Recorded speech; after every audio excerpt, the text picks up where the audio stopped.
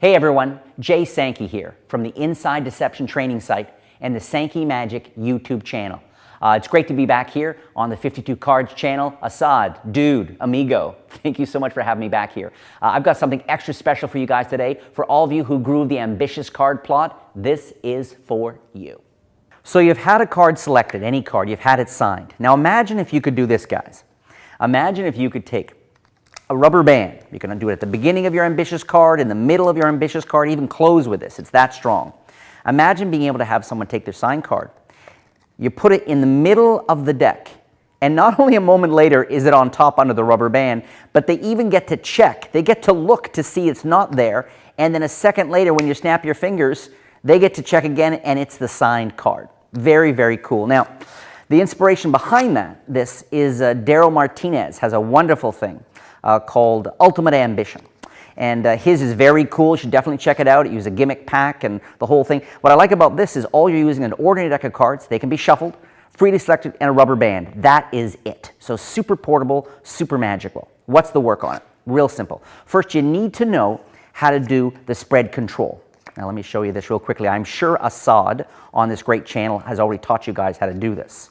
But if someone selected a playing card, they've signed their name across the face of it, as a nice final convincer, you can do this. And here's the way this works.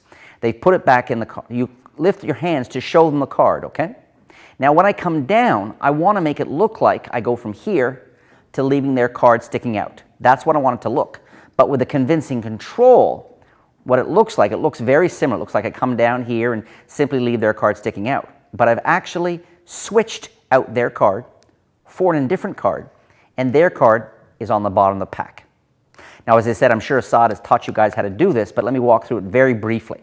What I'm doing is I'm showing their signed card, and my left thumb is going to hold not the signed card, but the card above it, that bottom corner of that. I'm going to hold it in place like this with my thumb right there. And as I lower my hands, here's the secret view. I'm coming down, leaving that card sticking out, and then their signed card is actually ready to be either slid to the bottom of the deck, right? Or in this case, I'm going to slip it. I'm going to basically slip it to second from the bottom, okay? It goes to second from the bottom. Performance speed. How's it look? Looks like this. They've signed a card. They put it in the pack. You put it in the pack, get yourself set up, show them one last time. I show them their signed card. When I come down, as I said, I slip it out, spread out the cards, and I'm going to slip their card second from the bottom. So it leaves me with an indifferent card there, and their card second from the bottom.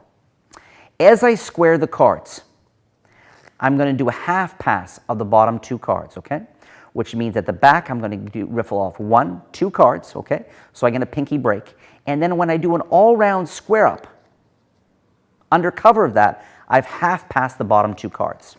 What that means, the exposed view, is I'm going to roll with my first finger of my left, roll it over the 2 cards and leave them there. And like I said, this is covered under the cover of an all 360 square up, okay? Then I take the rubber band and I put it around. So they think, okay, they just saw their signed card go in the middle of the pack. You even showed it to them. You put the rubber band fairly around and you are set to do this crazy sort of ambitious card phase. I extend the pack and say, take a little peek under the top card. They do, and they see an indifferent card. After they've taken a peek at the top card, now note the way my 2 hands, what I do, now you guys are going to see the locked off view, but I then kind of take my focus off here and I look the person in the eyes and say, do you have a good memory, or do you have a good eyesight, or hey, does he? And while I'm gesturing here, all I do is I come back and forward. And as I come back and forward, I've done the work. Remember, the 2 hands have to move together. I move forward, gesture, ask a question, get everyone's focus off here, or even just drop the cards to my side and then come up.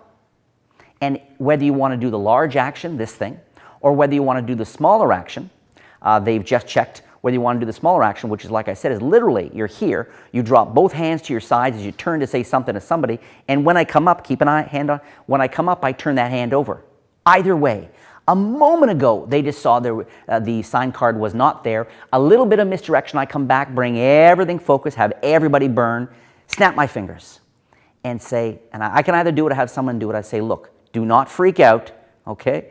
But you'll see on top of the deck, only one card, even though the whole thing was trapped in rubber. There it is, your signed card. That is the Rubber Room Rise, and it has helped me, totally blow minds many, many times. And for those of you who want to take your magic, mentalism, and pranking to the next level, definitely check out my Inside Deception training site, featuring 25 different categories of videos, including coin magic, card magic, mentalism, pranks, meeting women with magic in bars, and much more. There's also a forum area, monthly zine, and an exclusive download section where you can print out your own custom gimmicks.